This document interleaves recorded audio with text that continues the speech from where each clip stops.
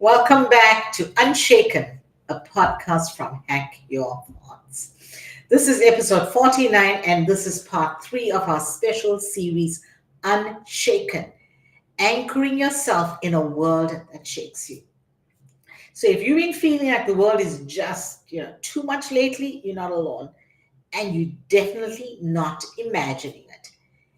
Every day brings a new crisis, a breaking story, an impossible demand on your energy, your focus, your sense of peace, whether it's close to home or even halfway across the globe. You're carrying it in your body, in your breath, in the tension that you just can't seem to shake off. So if you're feeling on edge, or if you're feeling overwhelmed, or you feel like you're running on fumes, you're not weak, you're human, and you're not alone. Today's conversation is about reclaiming what hasn't been taken from you, and that's your ability to choose how you show up in the chaos. Even when everything around you feels unstable, even when you're heartbroken or you're overwhelmed or you're tired beyond words, because sometimes I feel that way. By the end of the day, I'm tired beyond words. But you can still pause. You can still feel rooted, and you can still choose to be unshaken. So, joining me today, I have an extraordinary guest, Steve Tulowitzki. He's a leader, he's a coach, and he's a dear friend who knows what it means to reclaim power, even in the midst of chaos. You'll hear from him in just a moment, but before that, here's a quick break, and we'll be right back.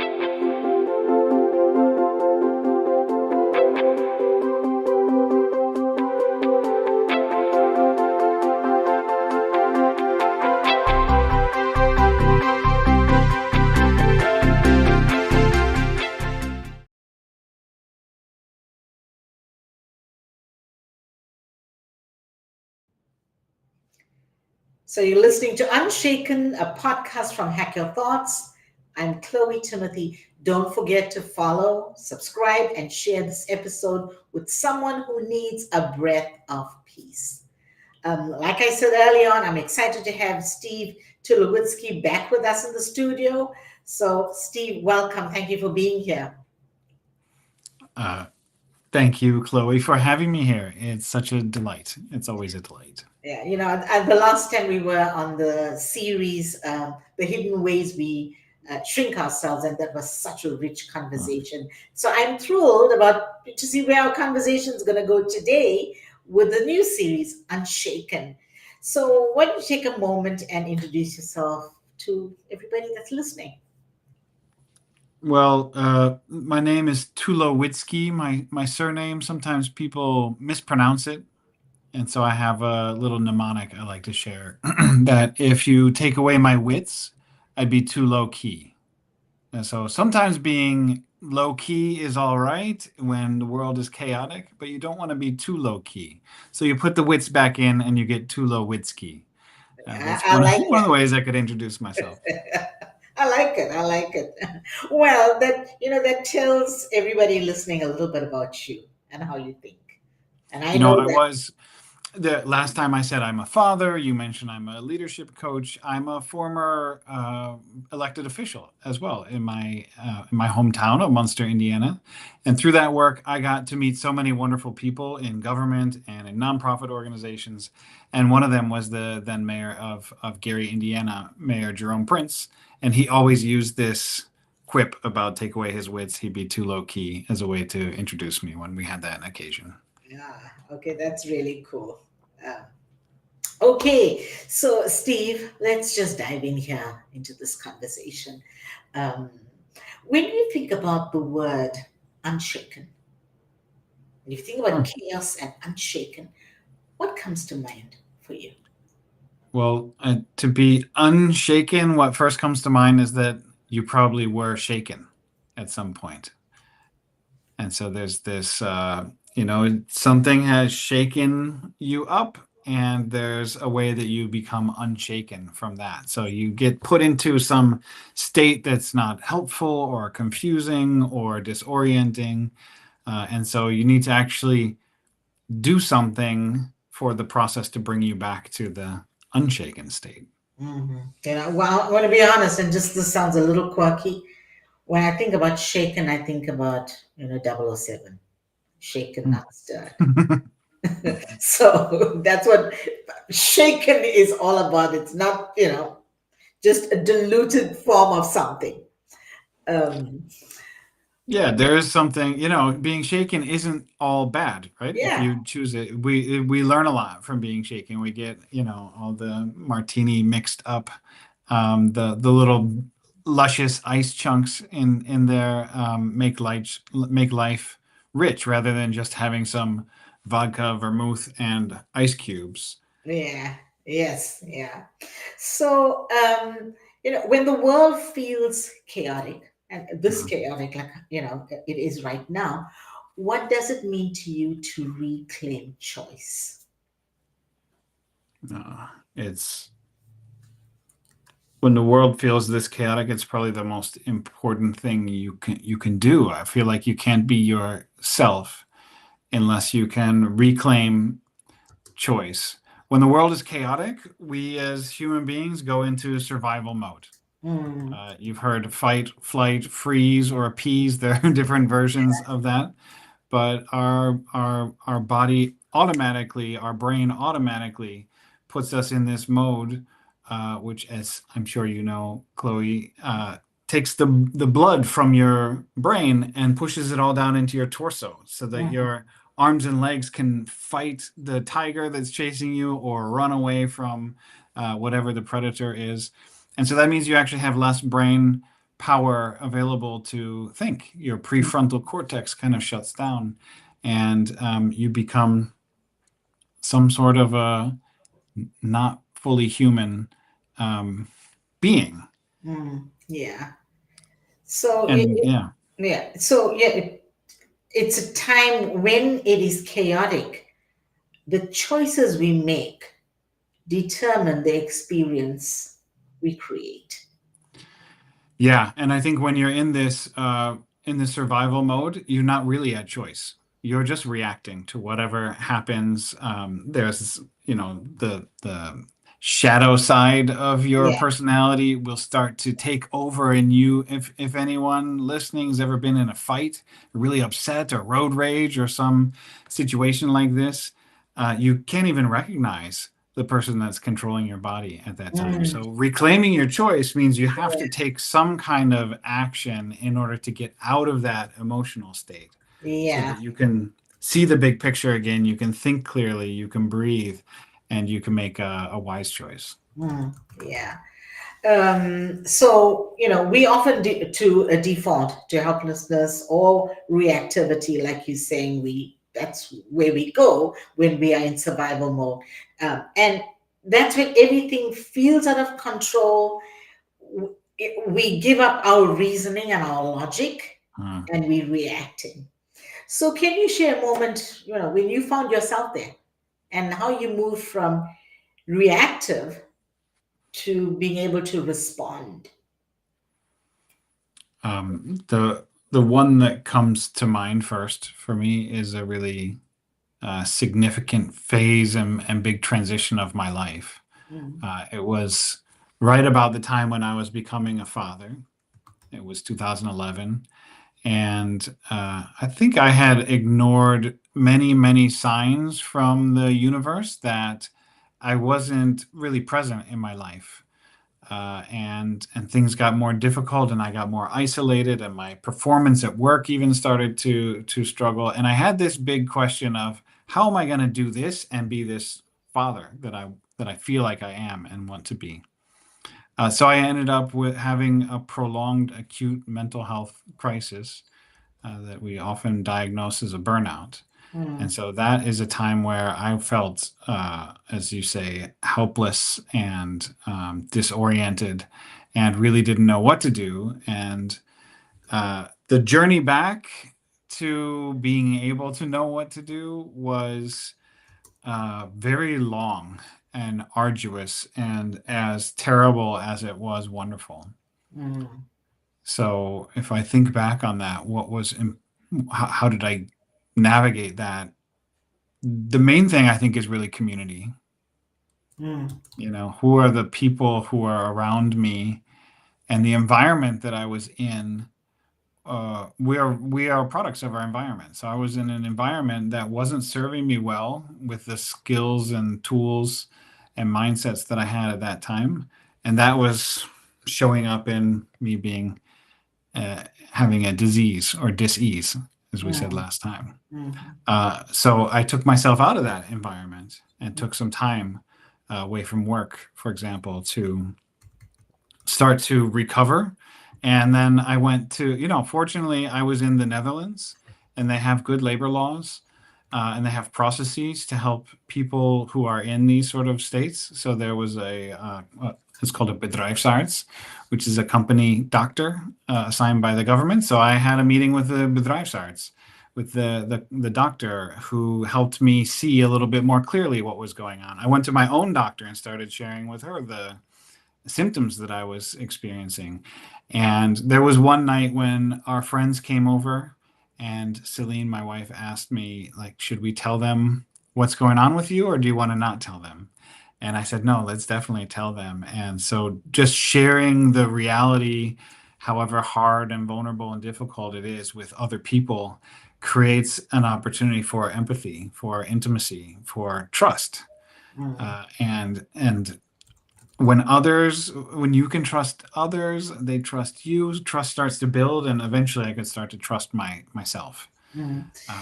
Yeah. Yeah. So there's a few things that I heard here about reclaiming choice when you are to move from reactive to responsive. You said, I took myself out of that environment. Mm, That's a choice that you made to mm, reclaim who you are, to access the greatness inside, the Steve that felt lost, and to come back home to who you truly are. The other choice that you made was sharing your reality. mm.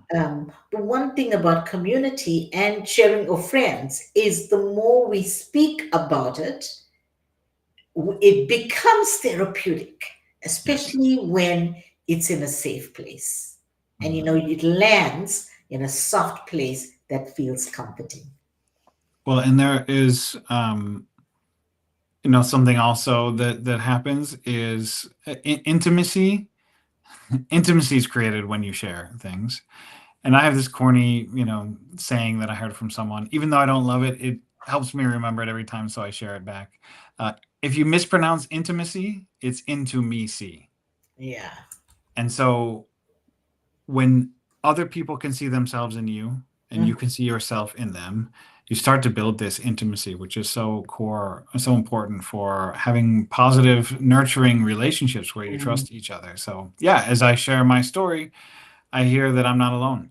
Other people have the same story. They've been through it before. They have some tips or tricks, or someone recommended I should read the 4 Hour Work Week, and our friend recommended that night. It was the first book I read, and it started this whole library I have of so many books like that, which have been so helpful to me over the past 14 years now. Mm. Yeah. It's life is will always have chaos. Mm, There's moments of calm, but there's moments of chaos. And it feels like with chaos, just when we think the storm is subsiding, the next rough wave starts. And just being able to manage that. Now that we've kind of accelerated with technology, with work, with showing up, with just everything going on in the economy, socially, geopolitically, just so many things that's now just becoming a layer upon layer, and the complexity is just getting chaos. Is where is the safe place? mm, Where is the lighthouse? How do I reclaim my choice? How do I come back to myself?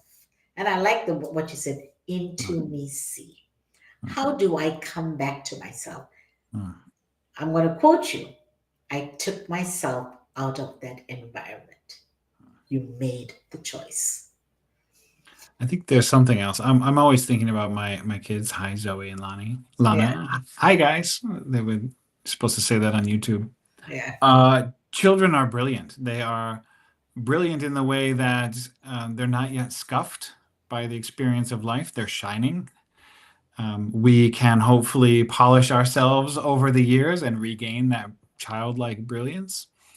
But they don't get wrapped up in all the things that we get wrapped up in. So one of the things I ought to say, also hired a coach, and I saw in that big transition period, I saw a therapist. I followed cognitive behavioral therapy to treat the burnout symptoms.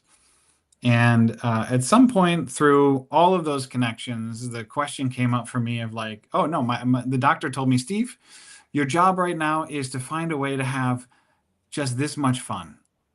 That's all you need to worry about until I see you next time. And so Mm, I left that his office that day feeling like I could probably do that. I could have just this much fun. And it led me to think about what did I used to do when I was a kid? And for some reason, I chose the summer between junior and senior year of high school because I was old enough to have freedom to move about and do what I wanted to, but not yet the responsibilities of a full-time job and all of that. And I remember getting up super early in the morning to go play tennis as like tennis practice with the tennis team. And that reconnecting with who I was in a much younger version, 18 years prior, I can't even tell you how important that was to my recovery and my ability to come back and be at choice in my life. mm, yeah, yeah. One of the places I go to, and you, because you know me pretty well, right, is the piano. I thought you were either going to say the golf course or the piano. Yes, yeah. The golf course has to be on certain days. Right. Piano, I have accessibility to it every day. And when I sit at the piano, I can get lost. I forget about everything else. And I could say it's escapism, but it's just not escapism because it transports me, it takes me out of, like you said, I took myself out of that environment. It takes me out of the environment that's chaotic and puts Mhm. me in an environment of peace. Of peace. I would maybe, I wonder if this resonates with you. I would use the word flow. Yeah, flow. Yeah. Flow is exactly what it is. Yeah, it's Time melts, you exactly. become one with the piano. I imagine you, and I've seen you play amazing things off the cuff. I imagine you're sometimes wondering who's playing this piano. Oh, that sounds beautiful. I wonder how they're doing it. Yeah. And it is really like the wash cycle for your brain, for your spirit. And yeah, you can come out of those experiences almost, I come out of those experiences almost wondering, like, how did I forget about all the problems, all of my problems, all of Mm, the news that, can be so troublesome, or the challenging relationships I have in life and in work sometimes. It just, where did they all go when I was in flow? yeah. Yeah. Yeah. It's the news. Every time we put on the television, when we hear people talk, just the conflict, whether it's conflict at work, conflict at in relationships. Um, some people have financial issues. Some people have. Mhm. Yeah, there's so many things that add to the chaos. So this conversation is for everybody. Mhm. It's for everybody, and it's happening at any given time. There's some type of chaos that's going on in our Mhm. lives. How do we reclaim choice? How do we There's, make a choice uh, in that chaos? it's interesting that you talk about turning on the news or something. I got the metaphor of changing channels. I know I'm old school. Mm, If you, we yeah. actually had a TV where you changed like this, but what are you tuning into? Because there's always a chaos channel, and there's hundreds of chaos channels. And there are some that are grounded and peaceful, and there's a gratitude channel, and there are family channels, and there are, flow is some sort of channel you can tune into. And Mm, it's really fascinating as a coach.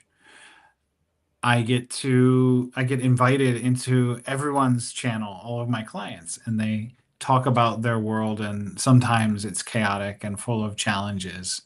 So to be, it's really wonderful to be on the receiving side of that sort of support that I got back in 2011, 2012. And somehow there is flow that happens for me during coaching, and I wonder, oh, who's asking this question? Who knew how to navigate that conversation and have it be so helpful for clients? And it is even more helpful for me because it would be very rare to have a coaching session where what they bring isn't also true for Mm, me. But yeah. somehow I'm able to see it more clearly than when it's Mm, my yeah. own stuff. Yeah. Yeah. You know, something that I want to share with the audience right now is something that Steve just said is just this much fun. Mm. Just this much fun. Find the joy in your day or in the chaos. Just this much joy in the chaos. Because when you find that joy, that this much joy, then it has the ability to exponentially grow. Well, and you can see this at the societal level when things get very chaotic. We turn to comedians Yeah, uh, yeah, to be able to see what's going on. You know, the way that a joke works is there's all this buildup, and what you're building up is tension, tension, and the mm, more yes, tension yes, that the punchline releases all that tension in this laughter.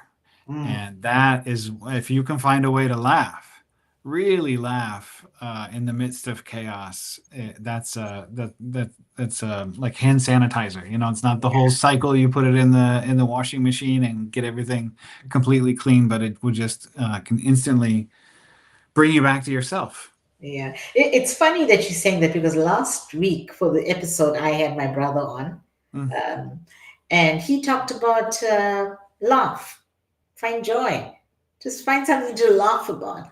So, mhm. which I love. I'm always watching on Netflix, watching some comedy. Love it. So let me come to the ask you this question here. What do you see as the biggest forces shaping how people think, how they speak or lead right now? And how can we stay anchored in our own values when Mhm. the noise gets loud? I will go back to to what I had to take myself out of in order to change my energy from reactive to responsive. I do think we're products of our environment. So it is the environment that people are in shapes how they think, speak, and act. And in a lot of ways, it's the company we keep. There's this, nice idea, the law of the inner circle, Yeah. that you are the average of the five people that you spend the most time with. Mhm. And I know that's true for me. I was just playing pickleball earlier today, and I got to play with people who are better than I am. So I got better through that experience. Yeah. It's funny you sharing that because I just had a conversation with Jethro about 2 days ago, and we were talking about. He said, "Oh, mom, when I moved out of home, I was so with my golf game. I was really on it, and everything was just rising. And when I got to my own place, things started falling apart. And I'm like, well, it's the company. When Uh-huh. you were home."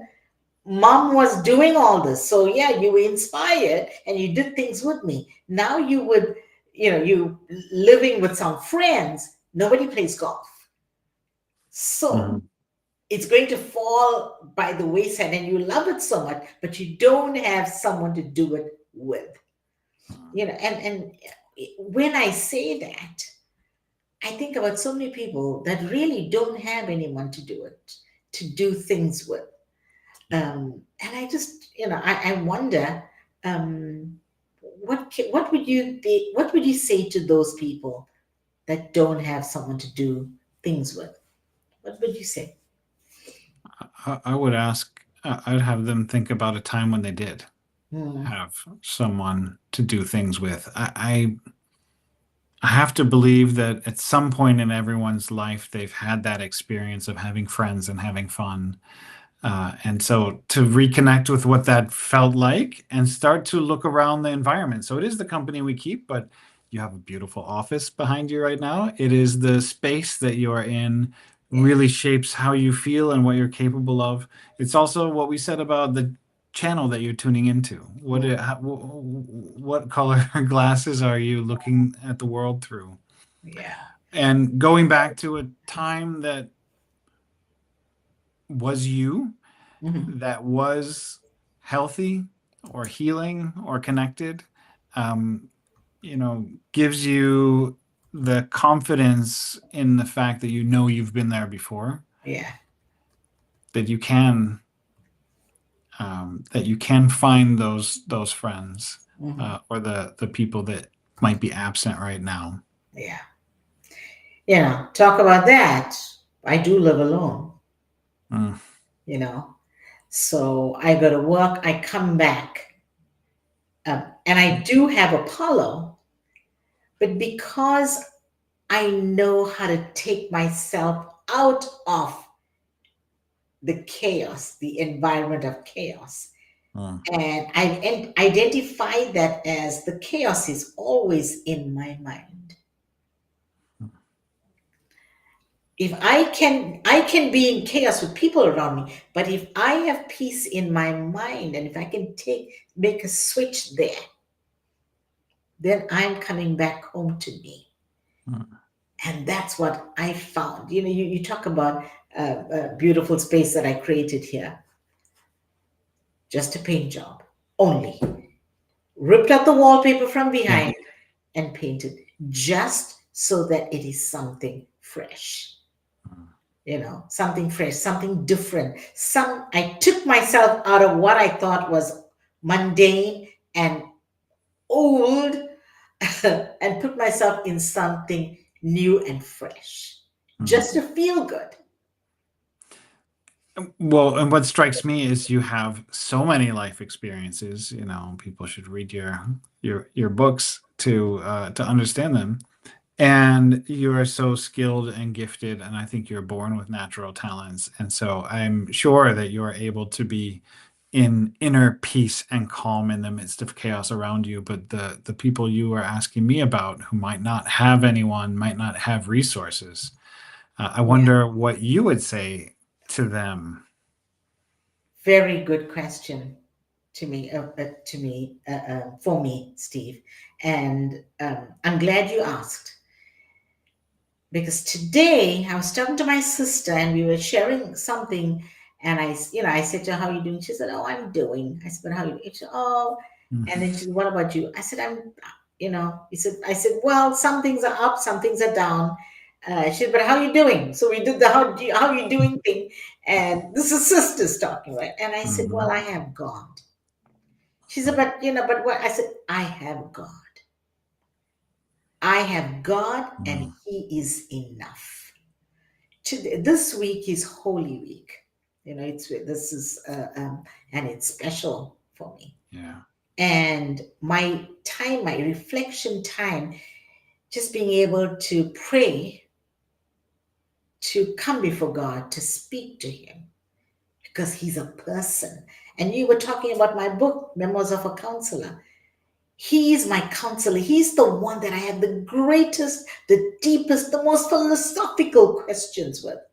I bounce everything off him. Mm, I've learned how to communicate with him. I've learned how to ask questions and receive answers. Now, it's not everybody may think, some people may think, "Oh, I don't get that."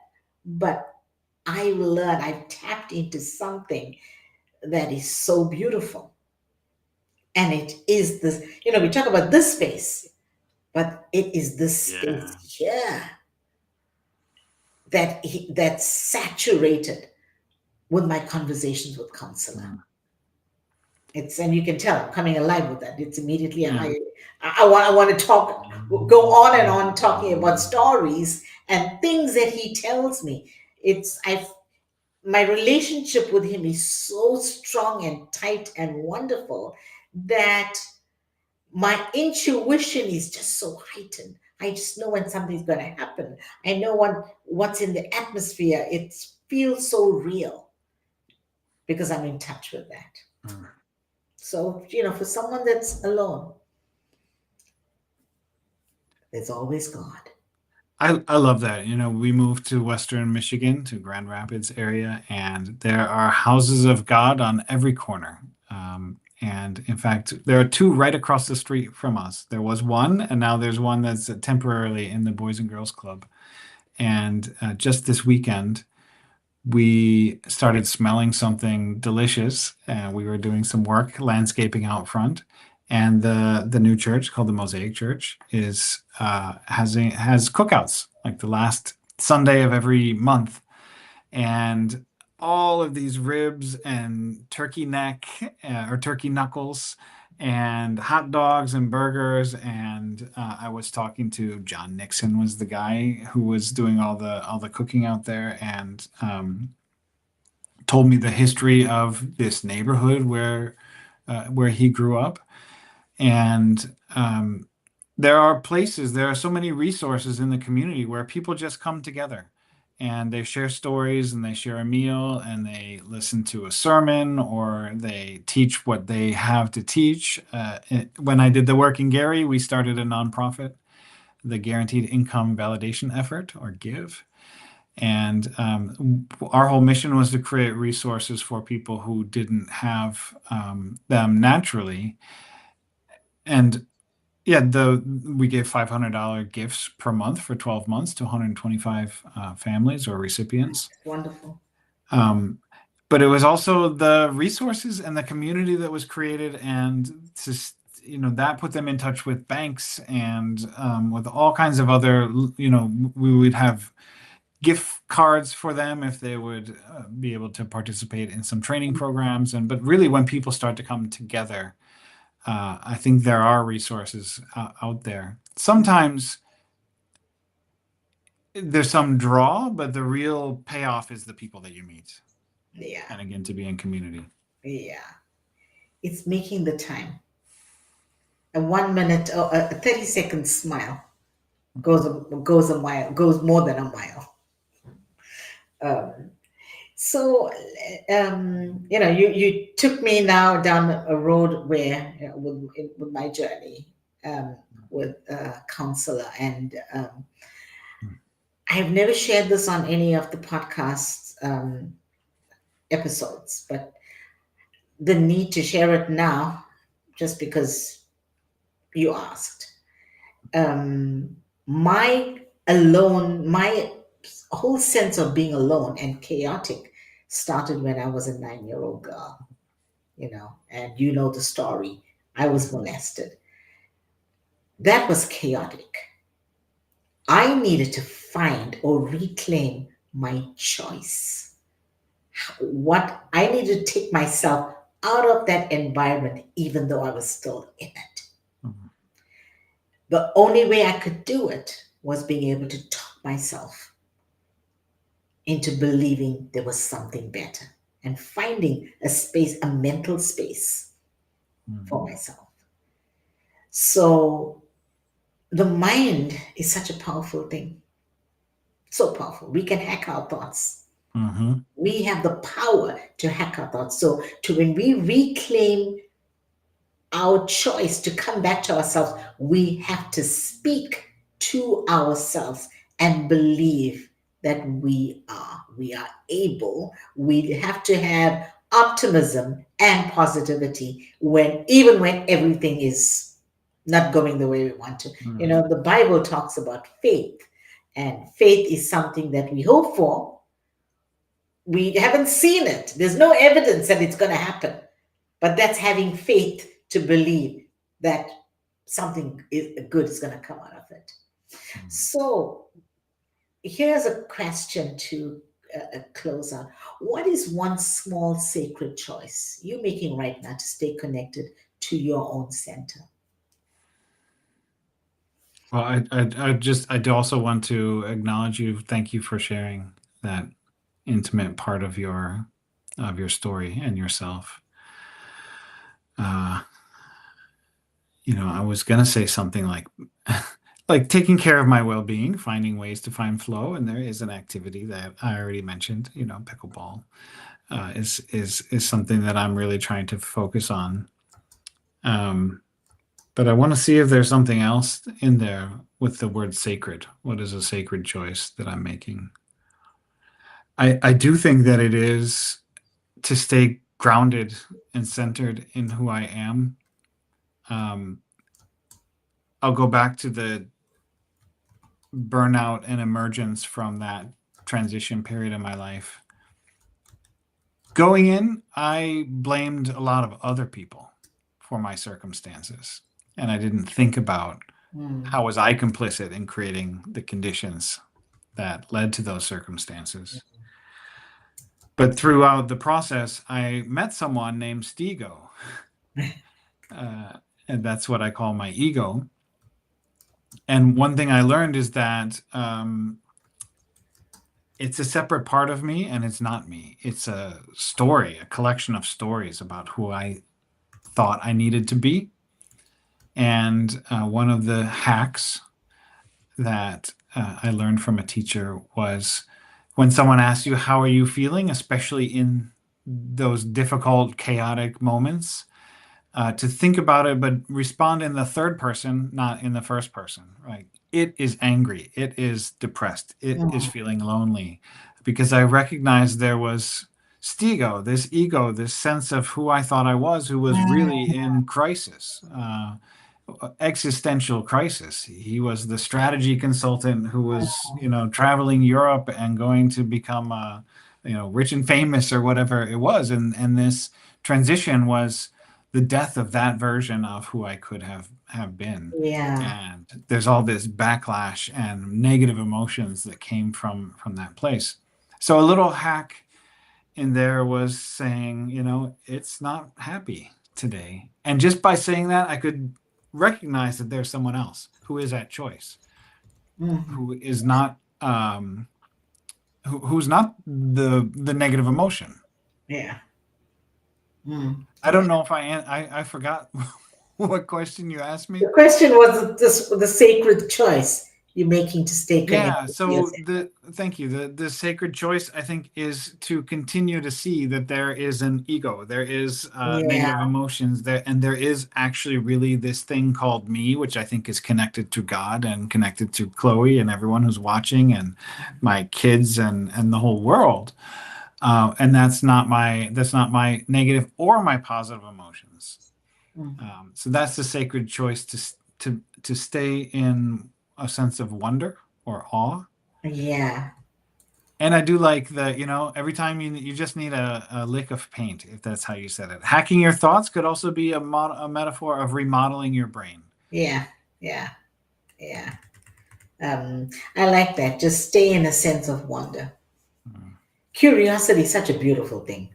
The more mm. curious we are, the more our brain just gets so excited to learn new different things, even things that are not uncomfortable with. So, and I feel the more comfortable we get with being uncomfortable, um, chaos doesn't have the power to throw us overboard. So, we to be able to say, chaos, you're not going to wrap your arms around me. I will wrap my arms around you and toss you. You are in my power versus you have power over me. Yeah, I could share something a little vulnerable as well that just came up as I was listening to you about being comfortable and putting yourself in situations which are less comfortable. Since I mentioned being part of the nonprofit in Gary, Indiana, it's a community that I grew up nearby, but I was taught that it was unsafe and I had no business being there. And even if I would set foot or get off the highway on the wrong exit, I might not ever make it out. Mm. That was the story that we were told, that I was told by many people. Maybe not even one person specifically, but in general, that was the message. And so the first time that I had, meetings with my board members on in the Give program or with participants, first time I was going into the community, I was kind of terrified because I didn't know what would happen, and I was told my whole life this is what you should not do. And people would say to me, "What are you doing? Why are you going there?" And it was I had to give myself some grace to say, yeah, I am afraid, and that's okay, and I'm going to do this. All right. Now, how else would I be if I was told this story Mm, my whole life? And mm, then you go there. The first thing I did was actually doing some canvassing for someone who was running for mayor, and knocking on. That's so great. Knocking on doors on people's houses, and speaking to them. I wasn't by myself. I was with someone who knew the neighborhood, and knew the candidate, and all of that as well. And so come through it, and I get more comfortable, and then start to meet people in the community. And now there's a favorite place to go have breakfast, and this is where we have our meetings, and we meet the people who are at IU Northwest University, and we give away turkeys on Thanksgiving, and it's just starts to become. My world is so much more expanded because I took the risk to investigate, stay mm, curious about a story that might not have been true. mm, yeah. You saying this again. You say, I took myself out, I took the risk. And that's how we reclaim our choice. I took myself out of an old story, which is just what the ego is as well. It's an old story that I, believed, Yeah. but I didn't have to stay there. Mhm. Steve, thank you so much for this wonderful conversation. Didn't know where it's going to go, but I love where we went. It's real. Hmm. Um, and for those those of you listening, something that Steve shared was find just this much fun, That much. this much, this much fun. Take yourself out of the chaotic environment Hmm. or the mindset or wherever it is not where you're not in flow, and find just this much fun, just one small little thing. Take a risk, take yourself out of that and take a risk. Reclaiming choice isn't about pretending life isn't hard. It's about remembering that even in the storm, you still get to choose how you move, how you carry yourself, what you refuse to internalize. And that's not control, that's a conscious response. So, a hack for this week could be I pause, I breathe, I choose. It could be I take myself out of chaos and place myself in peace. A hack could be just this much fun. Whatever that hack is, find your hack. In a culture that teaches you to rush, to react, to perform, pausing is radical. It may feel like the hardest thing to do, even when it's so easy. So try asking yourself, this week, why am I being pulled into chaos? Or what would it look like to reclaim just one moment of choice? A pause, a boundary, a breath, a small, just this much fun, a moving of, removing yourself from one situation to another. You don't have to fix everything overnight. Start small. One honest no, one deep exhale, just this much fun. That's how you build safety from the inside out. So, Steve, thank you so much. Uh, Yeah, and may I add one other little hack there yeah, that we talked about? Change the channel. Maybe you have a change the remote channel. control. You can change the channel. If you notice, now I have La Maja Vestida in the Ah, picture yeah, frame yeah, behind us yeah. here. Yeah. Oh, that's beautiful. So, you're not See how powerless. relaxed she is? Uh-huh. Yeah, just change Yeah. the channel. So we're not powerless. We have the power to change the Hmm. channel. Even when the world shakes, you still get to choose how you move within it. So next week on Unshaken, we're naming one of the biggest myths many of us are living under. That sufficiency is strength, that we can do it alone.